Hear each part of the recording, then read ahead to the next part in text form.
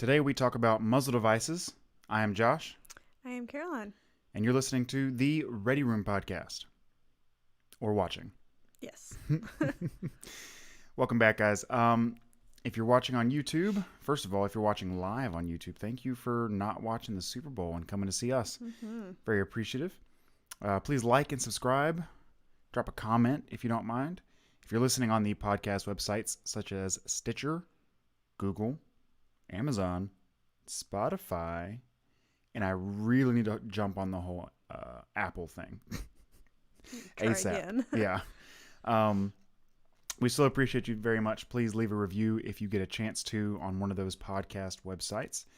It actually helps out the podcast way more than pretty much anything else. Reviews are key, so we appreciate it. All right. Today we talk about muzzle devices, and we're going to stick a little bit towards the AR-15 area. I'll target some areas where we talk about other examples of times muzzle devices are used, but I kind of want to stay away from the whole like pistol muzzle device thing because that just gets annoyingly complicated, but also it shouldn't be. But that's why it is what it is, you know? Like the same, what do you call it? What are like fundamental ideas of muzzle devices Yeah. seem to not apply the same to handguns, Well, they're different. but they're not. Like gases still leave the barrel. Yeah, but I mean, you've got the slide over the whole barrel. Yeah. No, yeah. I mean, Rather most than just most the handguns barrel. that will take a compensator have a threaded portion of the barrel Yeah. that sticks out farther, but it's just the designs they actually implement into muzzle devices for handguns. I just don't feel like talking about it, but here we are talking about it. Here we are. Mm. Mm. Mm. Mm. The aftermarket world for firearms is as big, if not bigger, than like the car industry. You know, your Jeeps, Hondas, Civics, Accords. The possibilities are almost endless with firearms, just as much as it is with cars. And one of the attachment types that is, or just let's just say has absolutely no shortage of options, is the muzzle device. And especially in the AR-15 market, hence why I wanted to talk about AR-15s a little more. Everybody and their mom has an AR-15. Mm-hmm, which they should. And the moms, especially. Mm-hmm. For those of you who don't know, before we actually jump into the different types of muzzle devices and all these technicalities, if you're new to the firearm world, a muzzle device is a attachment. It's exactly what it sounds like. It is exactly what it sounds like. It attaches to the muzzle of the barrel or the muzzle end of the barrel. Sometimes it's machined into the barrel. That's much rarer cases. But most of the time it's threaded onto the end of the barrel, and it redirects gases that come out of the barrel when you fire the gun. And it redirects them in different ways for different intended results. And we're going to talk about three specific ones today. The compensator, the muzzle brake, and the flash hider. These are all three different muzzle devices that have three different types of gas redirection for three different intended purposes. And like I said, sometimes they're machined into the barrel, but this is that's more common on some competition rifles, and even then it's become way more common to just have a threaded muzzle and just screw something on there. Yeah. It's very simple. It's a very simple idea of the muzzle device, but marketing, advertisement, and people chit-chatting has kind of muddied real understanding of it. So if you didn't know how it works, that's how it works. It redirects gases, and we'll get into what actually takes place when you redirect the gases here in a little bit. I did want to say that we're not going to talk about suppressors today. A lot of muzzle devices are designed to do their intended purpose, but also accept a suppressor or a silencer, whatever you want to call it. I don't care anymore. I used to care, but you guys have beat me down. We just want to focus mostly on the muzzle device itself. Suppressors deserve their own episode, and be honest with you, I don't have as much experience with suppressors as a lot of other, let's just say, experienced content creators. Yeah. It's not. I mean, They're expensive. have we ever owned a suppressor? No. No. I mean, I've shot them. I love them. I'd love to have one. I actually ordered two back in Man, was it actually 2018? It may have been. And then I canceled it in 2019. Yeah. Yeah. I canceled my order in 2019. 6 months of waiting for them to even be shipped to the store, and I just canceled my order. I was getting a really good deal. I ordered two different suppressors, a 45 caliber and a 30 caliber. But after 6 months of waiting, I just canceled. I mean, I had waited 6 months and still hadn't even started the application process for the That's suppressors. the point of the wait period, though. Well, see, that Is wasn't even to- the waiting period. The waiting Yeah. period's after you get them, pay for them, and then file the paperwork. That's true. I mean, that's your waiting period, and it's not even really a waiting period. Like, they're just making you wait arbitrarily, although it feels that way. It's just them taking as long as humanly possible to actually process paperwork. And I hadn't even made it to that stage yet. Yeah. So it would have been 6 months of waiting, like I already waited, If not more. pay the $200 tax stamps. Yeah, there's no telling how soon it would have actually gotten there. Yeah. I canceled it at 6 months. I'm sure it would have taken at least another month to get there. And then wait another year. Mm-hmm. So, I mean, I just canceled because I could have used that money elsewhere, and I did. I used the money elsewhere, and I got immediate results versus a year and a half of waiting. So I'm going to start out with how muzzle devices work in general. Like, I know I did like a very simple, small explanation, but when the bullet leaves the barrel, it is being propelled forward by those gases, and the gases leave the barrel once the bullet leaves the barrel. By redirecting that gas, you're actually changing the way energy is applied to the firearm. So those gases leaving the barrel have energy. And if through whether it's cuts or slots or ports or just small holes in this muzzle device, if the gas goes up, as in bullet leaves the barrel and gas goes directly vertical, what happens is by having the gas go vertical, it's actually pushing down on the barrel, therefore reducing, let's say, muzzle climb.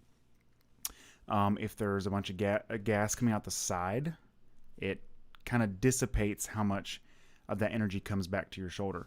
So think about equal and opposite. What is it? Which law? Which law is that? Every action has an equal and opposite reaction. Yeah. And that's what's happening at the barrel. So the reason you have kick into your shoulder or recoil into your shoulder is because the bullet's going forward and the gases are pushing directly out of the gun forward.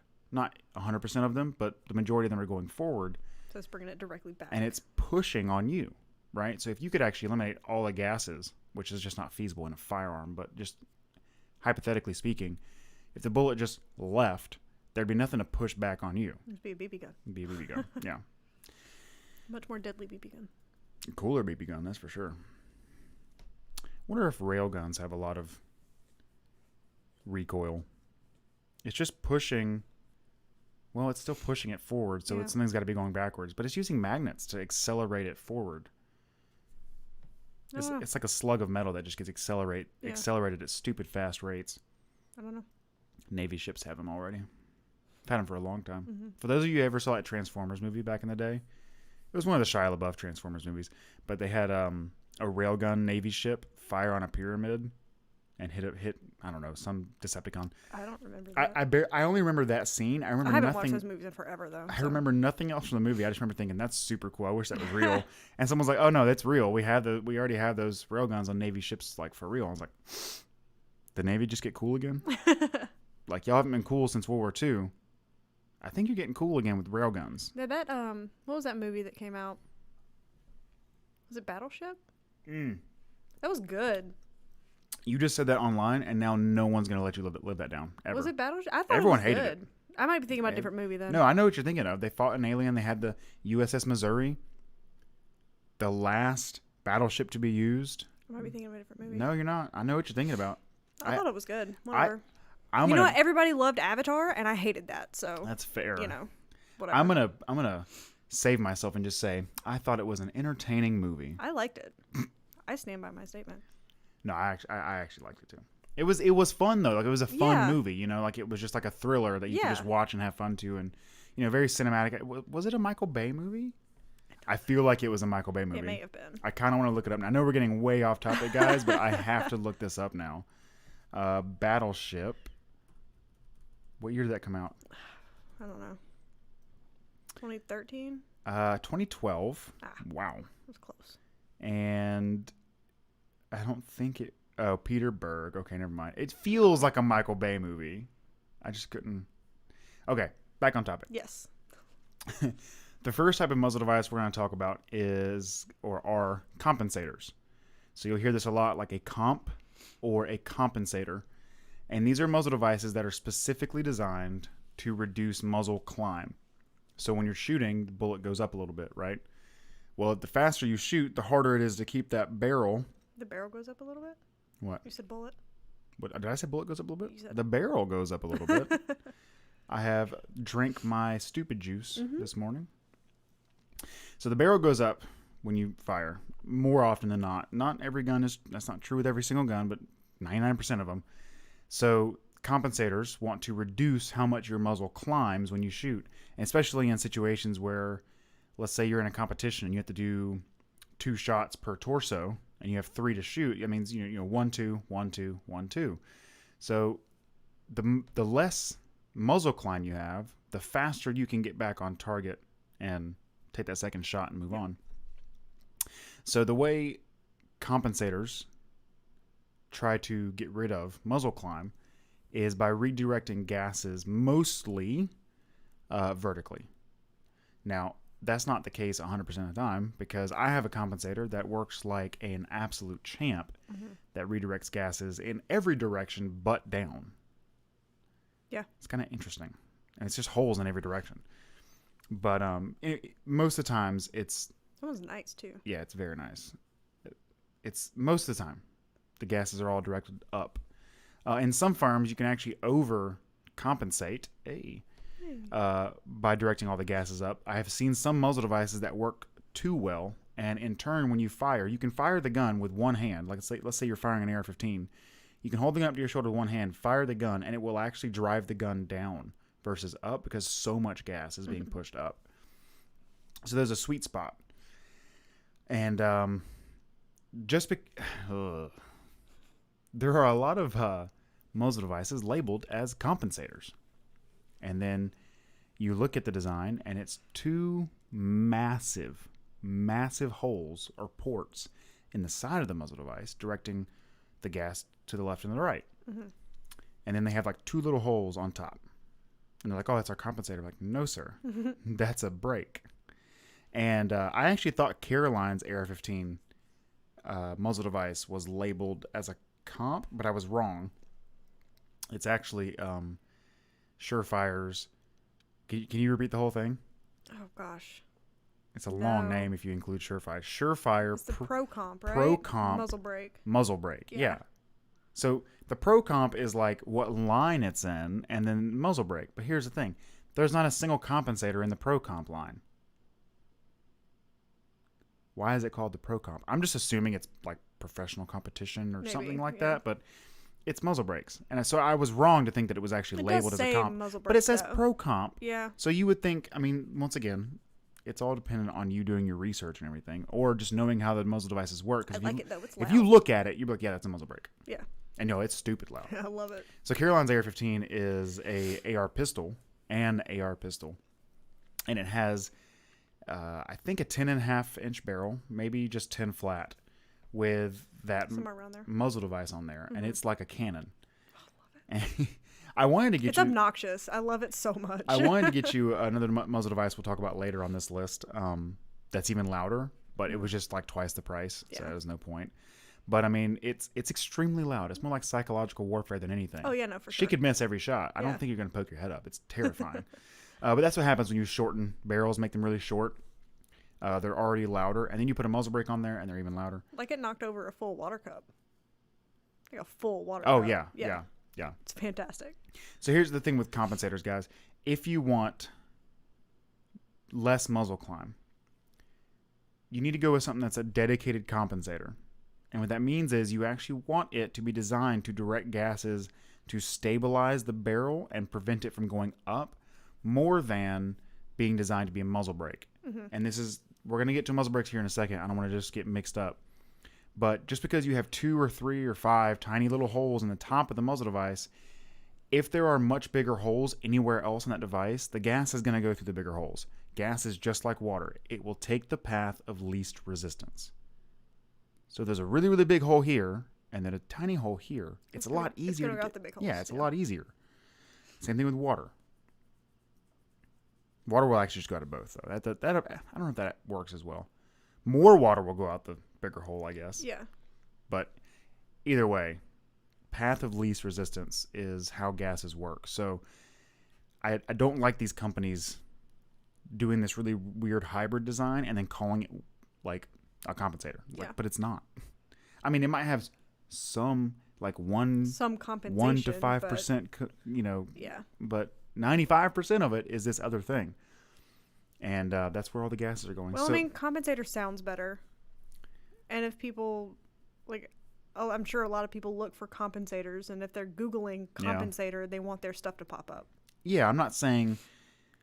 It's really just I marketing. I get it, but it's still... I don't like false advertising. Yeah. Now, who knows if it's malicious or not? Like, are they trying to falsely advertise and trick people? Probably not. Let's be honest, probably. Probably not, really. They're looking for keywords. They just want their stuff to pop up, like you said. Exactly. That's... I mean... I don't know. A lot of these guys don't really have an R&D department. They just put something in a CNC machine and print it and go, oh, it looks like a compensator to me. Yeah. So that's not really malicious. That's just ignorant. Yeah. You know what I mean? But I mean, I feel like if you're selling a product, you shouldn't be ignorant about the product you're selling. I agree. Before any of you start attacking us, I know that all these the really big companies have R&D departments. I get that. But there are way more companies than just Surefire, Griffin Armament, Odin Works. There's way more companies than these big ones selling muzzle devices. Okay? There's a lot of companies that just have CNC machines and aluminum billets, and they're just knocking out muzzle devices and labeling them. So I had mentioned earlier that my compensator on one of my AR-15s is it redirects gases in almost every direction but down, and this is hands down the best device I've ever used for compensator, like for the use of compensating for muzzle climb. So much so that the last time I went to a rifle class, I was actually driving the gun down a little bit because I was pulling it into my shoulder hard like I always do. And when I broke the shot, it would go down as opposed to going up. And I was like, oh. So I just stopped hammer fisting the front end. Well, there's no recoil in There's that none. to begin with. Well, see, that's what we're going to talk about in the next section. But yeah, I'm not looking to get rid of recoil. I was just looking to get rid of muzzle climb. But you did both. I did both. And really, you can fire my AR-15 16-inch barrel, okay? You can fire that thing one-handed as fast as you can, and it will literally sit flat. There's no muzzle climb whatsoever. And I tried to see if they still sell this one. I don't think they sell this exact muzzle device anymore. Griffin Armament is who I bought it from. And it looks like they make a lot of devices for suppressors and for non-suppressor use. And it looks like they've condensed some of their muzzle devices together and just made I don't remember what it's called. I think it was just called the Tactical Comp or something like that. I don't know. I can't find it on the website anymore. Yeah. But if you're looking for something like that, the closest things on their website to the exact muzzle device I've got is the NT4 compensator, which seems to be the same design, but it takes their NT4 line of suppressors, and the taper mount tactical compensator. Both of those are very, very similar designs to the one that I've actually got.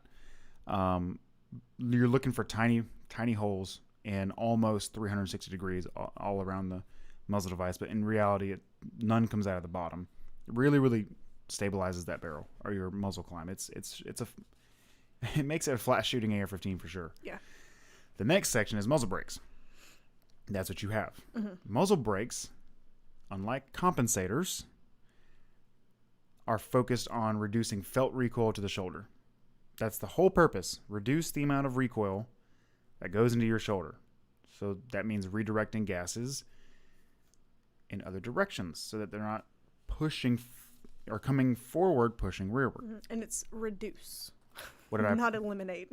What did I? Oh yeah, exactly. You said reduce. But yeah, no. People tend to, you're like, oh, it should all be gone. Like, no, just a good bit of it. Yeah, it's kind of hard to get rid of all of the energy. Yeah. So they want to reduce felt recoil. 9 times out of 10, muzzle brakes do this by redirecting gases to the side, left and right. Sometimes on much larger caliber rifles, like 50 cals, you'll see muzzle brakes that not only push them to the side, but it's canted and angled to push the gases rearward and to the side, which pulls the gun forward a little bit. I mean, it's not, in reality, guys, it's not actually pulling the gun forward, but it's an opposing force. It's pushing the gases back. It's just not, it's not pushing that energy backwards. Exactly. It's actually, it's helping reduce how much the rifle gets pushed rearward. I mean, Barrett's got one of the best 50 caliber muzzle devices or muzzle brakes in the world. You know, it's just Barrett, the guys who make 50s all the time. Yeah. Every time I see Barrett making something besides a 50, I'm like, what are you doing? Stay in your lane. Stay in your lane. You are good at that thing. Do it. They made 50 cal and 338 Lapua suppressors too. They stupid expensive though. Well, yeah. They stupid expensive. Anything Barrett makes is expensive. Anything 50 cal related is expensive. Yes. 338 Lapua, same thing. Yeah. Lord have mercy. So by redirecting these gases in these big ports on the left and right, and sometimes some muzzle brakes have some in every direction, but guys, muzzle brakes tend to do it left and right and then rearward, and it really helps reduce felt recoil to the shoulder. They're extremely loud. Yours is a great example of this. Mm-hmm. Muzzle brakes, I don't know the actual science of why it gets more loud. My assumption is it's redirecting sound more towards the shooter's ear versus forward. That's just my best guess. But when you're using a muzzle brake at a shooting range, a public shooting range, the people to your left and right aren't really your biggest fans. They tend to not like you. Yeah. Because not only are they getting hit with the sound. I don't like to take mine to the range. Yeah. Like if we're just going out on like some property and shooting, but like I'm not going to be that guy. At a public range, yeah. Yeah, especially an indoor range. Oh, it's awful. Yeah. Awful. Better double up. Yeah. Hearing protection. Triple. Triple. So not only are they getting hit with the loud sound, though, they're also getting hit with the concussion. Mm-hmm. So that gas is actually getting redirected somewhere. And if they're standing to your side, yeah. Now, luckily, most of the time, your muzzle's further forward than they are, but they're still getting hit by concussion and sound. So not the best idea to take to public ranges that's really crowded. And not that you're doing anything wrong. You're not doing anything wrong. It's just that people to your left and right aren't going to like it. It's inconsiderate. Yeah. I think you have the right to be inconsiderate. That's just like the chaotic neutral in me. Like, you're not doing anything wrong. Yeah. But it doesn't mean people have to like you for it. You're also not doing anything wrong when you don't take your buggy to the cart return. Yes, you are. Yes, you are. Yes, you are. They ask you, return it to the... Yeah. So, like, you're being told... No, I agree. Asked, like, put it back. But see, that's doing something wrong. I mean... Unless the range says, do not bring muzzle brakes in here, you're not doing anything wrong. That's true. So petty. People who don't leave their carts... Or people who leave their carts in the parking lot especially when they park, like, people. Super close to the return, or, like... 20... Or, like, in the front parking space, like, right by the door. Like, just walk it in. Melba, you're 20 feet away from the buggy return. Just push it. Yeah. You just spent 3 hours in the grocery store. You can't walk 20 more feet. Right? Is your hip going to break right there? This is the where you draw the line. Returning the car is just too much to do. Mm-hmm. I mean, like you said, when people park literally right next to the returns that are in the parking lot. Yeah, and they just leave it in the all you have to do is push it like 5 feet. You could just shove it and it'll make it there. Anyways. Spiraling again. Yeah, spiraling as always. So one thing about AR-15s and muzzle brakes. If you're shooting a 5.56 or 2.23 AR-15, there's like 2 reasons to have a muzzle brake. Besides just being obnoxious. Besides one, now that's a third reason. Wanting to be obnoxious is a good reason. Yeah. And that's you. Yeah. Right? Absolutely. But like 5.56, 2.23 AR-15s have no recoil. It's like shooting a 22. So why do you need to really reduce felt recoil at the shoulder? For funsies. There's almost no reason. I will give a couple exceptions, like as to why you might. People with disabilities, depending on what the disability is, it might just be easier to shoot with a little less felt recoil. Small children, although I don't recommend muzzle brakes for small children because it actually makes them louder and might scare them. If it's a young child that you're just teaching how to shoot, and the AR-15 is a great choice for that because of how light the recoil is, making the gun almost twice as loud isn't the best idea, but if your kid's deaf, hey, what do you know? And the next one is competition rifles. Sometimes you need to just have less felt recoil at the shoulder. so that you can maintain your sight alignment and see your target when the bullet hits. This bounces between, do you need a compensator, do you need a muzzle brake? I mean, it's just less time to realign. It all depends. But see, that's what compensators do. They reduce this up and down motion. But I mean, sometimes it's just when it pushes you back, it maybe moves your head a little bit. I disagree. I'm going to leave that one up to you guys. Like, that's up to you. I don't think you need a muzzle brake for competition. I think compensators are much better for competition. For follow-up, double taps, or for taking a 300-yard shot and needing to see your target. That's just my opinion, though. If you have had better luck with the muzzle brake, do your thing. But either way, muzzle brakes are really overkill for 5.56. Like, there's... Caroline's just smiling. She's like, yes, overkill. My favorite. Yes. But when you get into rifles that are like 308s, 30-06s, 50 BMG, like we mentioned earlier, any of your larger calibers, your full power loads, then muzzle brakes make a little bit more sense because you actually do have recoil that is pushing you, and it just helps in some situations, especially hunting. A lot of guys will like muzzle brakes on their rifles for hunting because they need to be able to see, especially if it's more than like 50 yards, they're out there shooting a little further. They want to be able to see their game that they just shot and make sure they hit it in a good way, so that if they come back from taking that shot and the deer's gone or whatever they're hunting is gone, that feels bad. Oh yeah. Right. So muzzle brakes do make sense in certain instances, especially in rifles that have extremely high recoil. There are some loads that just hurt to shoot. We mentioned in the very first episode, underrated cartridges, that a lot of people are really scared of 325 Winchester short mag because it kicks too much. Well, muzzle brake, boom, fixed your problem.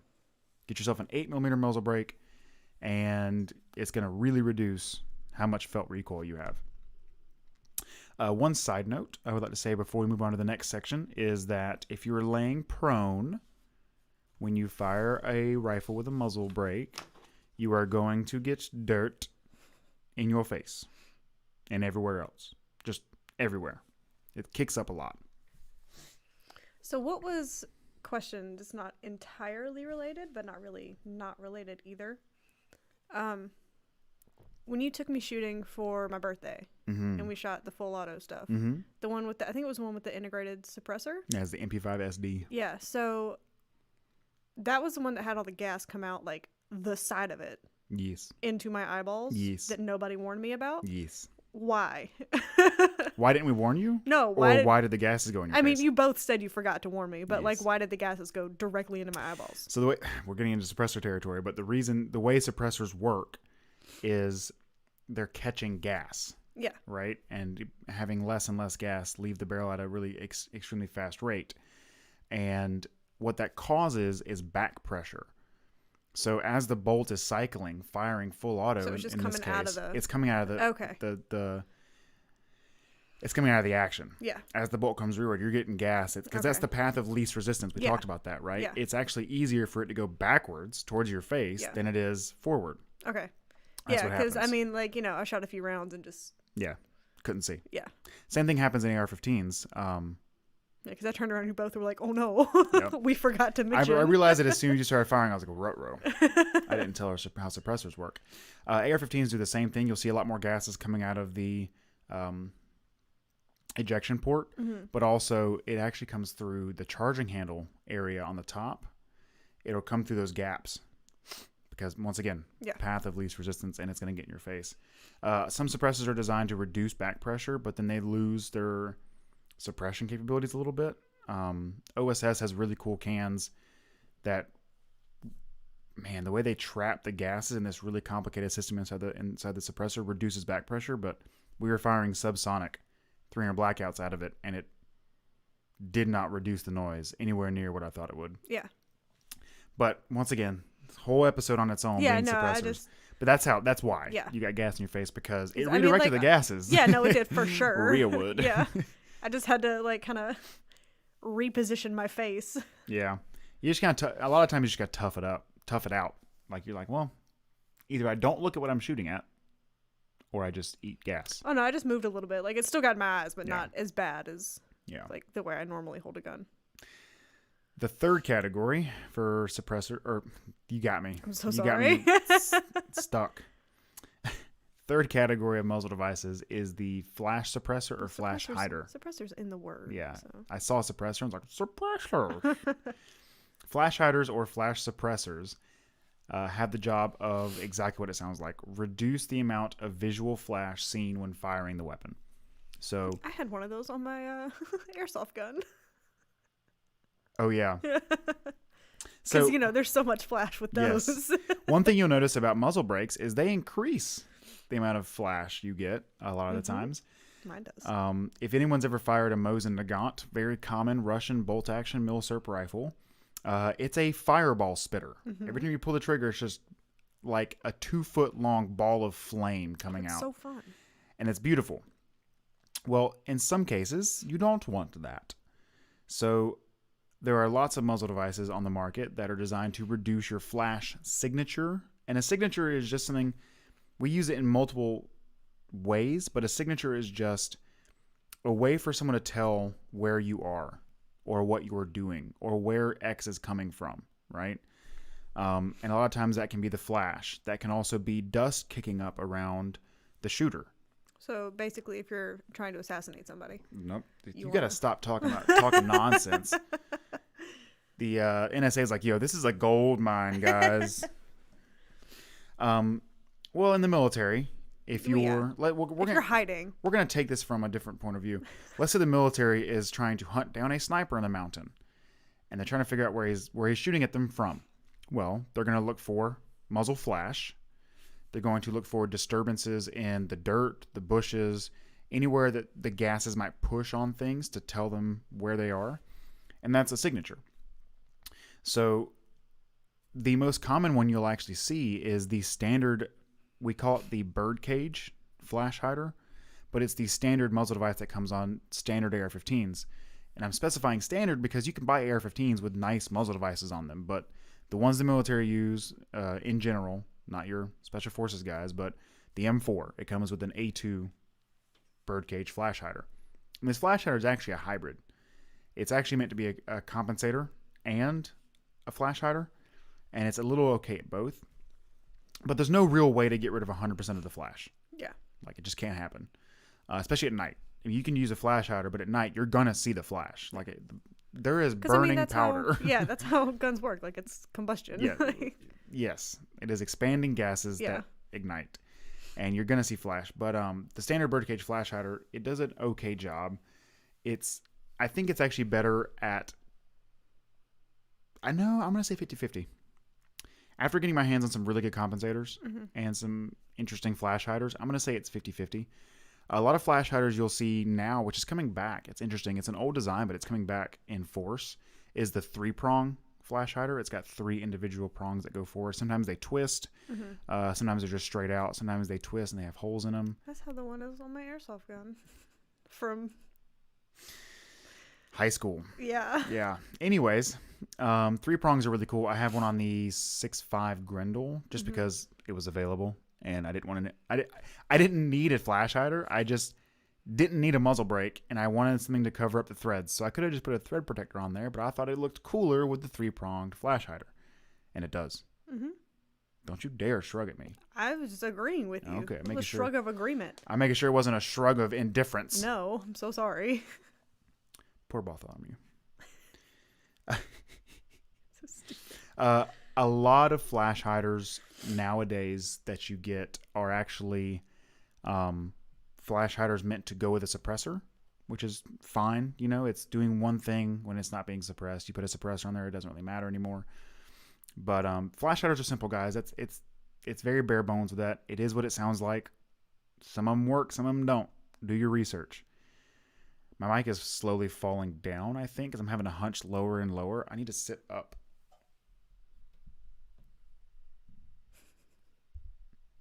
Oh, good. It didn't fall off the table. I will edit out the noises from touching the mic.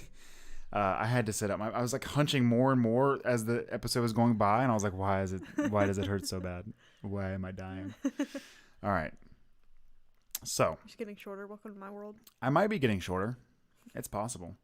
So I can't even say the last group. It's not really the last group. Hybrids. Okay, we talked about this earlier, and little by little as the podcast went on, there are, in my opinion, way more hybrid muzzle devices than actual devices dedicated to one use.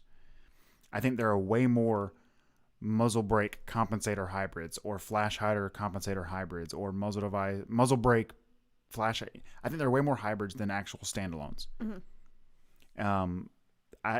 I rarely see any standalone compensators anymore where that's their only job. You can still get plenty of flash hiders that are just dedicated flash hiders, but even then, I see a lot of compensator flash hider combinations. I mean, why not? You know? Well, yes and no. So, like, yeah, why not have a little bit of both? But if you're looking for if you're saying I just want to reduce the muzzle climb of my rifle, I'm not in the military, I'm not getting shot at, I don't need to have a flash hider, I just want to reduce the muzzle climb. That's fair. Then you need a dedicated compensator. Yeah. You don't need a muzzle brake. You don't need a flash hider. You just need a dedicated compensator. And it's getting harder and harder to find these dedicated devices now. Brakes you can still find dedicated. And I think it's actually not entirely true, but like I think there are still way more hybrid muzzle brakes than brakes. Mm-hmm. But I think it's hybrid because the R&D guys don't actually realize what they're doing. Like they're making these muzzle brakes, then putting flash hider stuff on them or compensator holes in them. And it's like, yeah, but it's still just going to operate as a brake because 99% of the gas is going left and right. So, right. I mean, like you tried making a hybrid, but it's still just a muzzle brake. Yeah. You know what I mean? So it all depends on, like you said, why not? But it just depends on what you want. Yeah. Like if you want a little bit of both, like if you need a little bit of flash suppression because maybe your barrel's a little shorter, you're getting a little more flame than the average AR-15, but you still want to reduce the muzzle climb, then sure, get a muzzle device that's good at both, a little bit good at both, you know. Just don't buy these false advertisement muzzle devices that are infuriating. Check out our flash suppressor. Boy, there are 2 big holes in the side of that device. Yeah, but it's good. No, it's not. It's a brake and that increases flash. You're lying. I mean, don't get me wrong. Technology is moving forward. R&D is moving forward. So we're going to see more and more different designs for these devices. But until I actually test out a lot of these things, I prefer dedicated devices. I just do. Mm-hmm. Just like I prefer dedicated weapons. Like, yeah. I don't like the idea of trying to have a do-it-all rifle because there's no such thing. Yeah. There's no such thing as a do-it-all car. Jack of all trades, master of none. Yeah, but there's no such thing, though. Like, I don't think... Like, if I want a rifle that is the best for room clearing, it's not going to be great at taking a 500-yard shot. Right. 400-yard shot, right? If I want an AR-15 that's really good at 300 to 400 yards, you know, man-sized targets, it's not going to be great for room clearing. Like, it's just... Like, these are sacrifices you make, and that's why... People will build these jack of all trades that are like, 300 yards it's decent at that, but not really. 350's pushing it, and then like it's okay to clear rooms with. It's probably an inch or 2 or 3 inches longer than I'd like it to be, but it's like well, I don't believe in that. Like, just give me a rifle that's dedicated for this one thing. Mm-hmm. Now, some people are going to disagree with me because of you never know what situation. I know. You're just I gonna get be it. like a video game where you've got like 18 rifles on like your back. 19 rifles on my back. I understand the argument of like getting this rifle that's decent at most things. I get that. But I think the only real case of that would be having like a 12.5-inch AR-15. After that, every other job I want dedicated. If I want a rifle that's dedicated for 1,000-yard shots, I want a rifle that's dedicated for quick DMR rolls. You know, rapid shot succession, target acquisition, target changing, that kind of thing. I like having dedicated rolls because I don't buy a pickup truck and expect it to go win the F1 race. Yeah. Right? Like, and you don't take an F1 car and go to Lowe's and go, hey, I need to load up like, you know, $500 worth of lumber. People try. Well, okay. I'm trying to think of the most expensive vehicle I've seen in a Lowe's parking lot. Yeah. I've definitely seen people bring in vehicles that are way too small for the stuff they're buying. Oh, and then they're surprised. Yeah, like I've had dudes try to get me to load lumber into a Prius. Yeah. I've seen that. Yeah. And they're idiots, but like expensive? I mean, there's not a whole lot of like expensive cars in this area. There's Lambos in this area. Not a There's lot. 2. I've seen 2. Yeah. They're I mean, both it's green. mostly Corvettes. That's true too. That's like the big. We are in the country, and rednecks, like the Corvette is their Yeah. that's their Ferrari. It's a Corvette, especially that the new one looks like a Ferrari. I mean, you go to Greenville. Yeah, that's true. They've got some expensive cars in Greenville. Yeah. Why do we keep getting spiraling off Because topic? we're bad at this. I think you're a bad influence. I think you're a bad influence. I'm a bad influence. I was doing fine until every time you spoke. Every time you spoke, we spiraled. All right. Well, I will see. Can't you trust later. these women. Just want to get me off topic. But yeah, so hybrids, it's simple, guys. Like, if you're looking for a dedicated thing, try to go find a dedicated, whatever that might be. Dedicated flash hider, dedicated compensator. If you're looking for a combination, do your research, guys, because some things look like they'll do this one thing, but they're just bad at it. You know, like, do your research on, you know, how well does this device do what you want. YouTube is great for that. YouTube is great for people that. testing Yes. stuff. Guys, you can find tests for almost every product in existence on YouTube. Okay, you can also go to forums. Mm-hmm. There are plenty of people who just live on forums. I don't know why. No, I very But much they dislike exist. forums. They exist, and they're gold mines of information. I mean, forums have kind of aged out, but they're still common, especially in firearm, cars, computer worlds. They're still common. YouTube is kind of like the new forum. Yeah. But I mean, the information's out there. Do your research, guys. I just think YouTube's good because like you can actually see it. Mm-hmm. Like, oh yeah, you can watch it. Yeah, you can see it, see how it works, see if it's what you want. And that's one thing that's great about muzzle device testing on YouTube. Yeah. If they are recording with a really good high def slow mo camera, you can actually watch where the gases go. Yeah, and I mean the big YouTubers, they have those cameras. They've got, the funds to test it with quality equipment. Yeah, I wish we were those big YouTubers. Yeah. Not because I want to be big, but because I wish I could afford one of those cameras. Mm-hmm. This is actually the last muzzle device we're going to talk about, and it's real quick. Blast cans. That sounds fun. They simply just direct the force, the gases, and everything forward. Just forward. They're just big cylindrical cans that thread on, and they direct everything forward. They're stupid loud. Literally just a can. It looks like a can, yeah. Like, it looks like a big cylinder. More often than not on the inside. Like, if you're thinking about it, it's a can on the outside, just cylindrical on the outside. Yeah. On the inside, it tapers from a smaller hole where the muzzle is, and as it goes out more towards the end of that can, it's more like a cone on the inside. They're really cool. They're loud. They spit flame. Yeah, I wanted to buy you one for your pistol, but it was expensive. Yeah, it's like those the guns that like the barrel just comes out into a cone. Oh, the in banana the cartoons. thing? Yeah. Yeah. Blast cans are fun. They're not exactly the most useful things in the world, but if you're looking for some funny memes, they're all right. They blast forward. They make a big noise. They do the thing. Just take the muffler off your car and just That, the I mean, muffler, though. honestly, that's not that far off. Okay. just thread it on the barrel. This is a shorter episode. I think we're about done. I can't think of much else to add to this. Can you? No. Any questions that I may have? not I thought to don't go know over? because I don't really know a whole lot about muzzle devices. So I don't know what questions I have if I don't. Well, that's what I'm think saying. I have As any. someone who doesn't know anything, who's just ignorant. Well, I mean, you touched on everything that I really didn't know, but I'm sure there's stuff that I don't know that. I made this episode too efficient. Mm-hmm. I didn't get to fill up the entire hour. You did indeed. Darn my efficiency. Yeah, I don't know. Well, guys, when you're looking for muzzle devices, that's all I can say is do your research. Like, if you like the way one looks and that's the whole purpose of buying it, then sure, buy whatever you think looks good. But if you need a dedicated purpose filled, then search best at that one thing, or compare different companies, look at the designs. Remember, path of least resistance will help you out when you're trying to figure out how well it's going to work, where the gas is going, and what is the opposing force going to do. Okay. If you watched on YouTube, thank you so much. We really appreciate if you liked and subscribed. We're going to do videos, guys. I'm trying to figure out how to film a couple videos. I know I've been saying this for a couple episodes now. It's coming. I can't say when it's coming because I don't know when I can afford to go out there and film this kind of thing. Ammo is expensive. Ammo's expensive. I have a lot of ideas. I just need to find a way to fund them. If you're listening on the podcast websites, thank you so much. We really appreciate that too. Help the analytics by giving us some positive reviews. If you liked it, if you didn't, do your thing.